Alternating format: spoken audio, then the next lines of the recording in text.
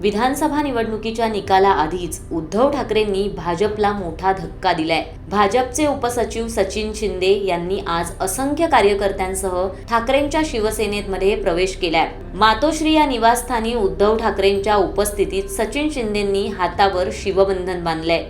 दादर माहीम या भागात सचिन शिंदे यांचं मोठं काम आहे। या भागात त्यांना मानणारा वर्ग देखील अधिक आहे। त्यामुळे आगामी महापालिका निवडणुकीच्या पार्श्वभूमीवर सचिन शिंदेंचा ठाकरेंच्या शिवसेनेत होत असलेल्या प्रवेशाला विशेष महत्त्व प्राप्त झालंय। उद्याची आहे, पण उद्याची वाट बघताना आज सुद्धा तेवढाच महत्वाचं असतं।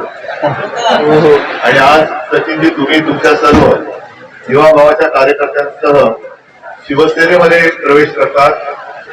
तुमचं मी स्वागत करतो आणि ही एक तुम्ही व्यथा मांडली की तुमच्या बाबत अन्याय पण नाही झाला, पण न्याय पण मिळाला नाही।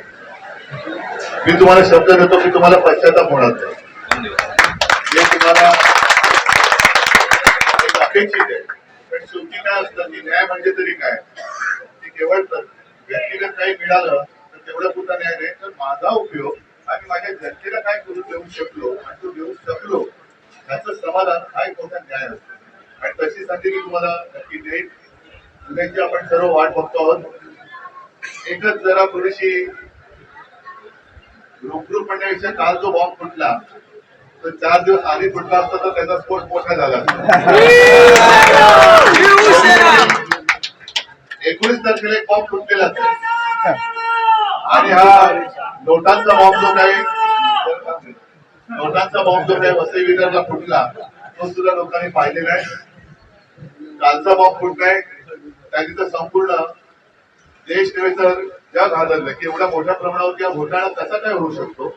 आता या घोटाळेबाजांचं काय करणार हा प्रश्न केंद्र सरकारला विचारला पाहिजे। असो, त्याच्यावरती मी नंतर बोलायचं तेव्हा बोलेन, पण तुमचं मी सचिनजी तुम्हाला आणि तुमच्या सर्व सहकार्यांना एक वचन देतो की परत एकदा सांगतो की तुम्हाला पश्चाताप होणार नाही। तुम्ही आता शिवबंधन बांधलेलं आहात, तुमच्या मनात जे काही करण्याचं आहे ते करायला पूर्ण संधी दिल्याशिवाय मी राहणार नाही, एवढीच एक तुम्हाला वचन देतो। धन्यवाद, शुभेच्छा, जय हिंद।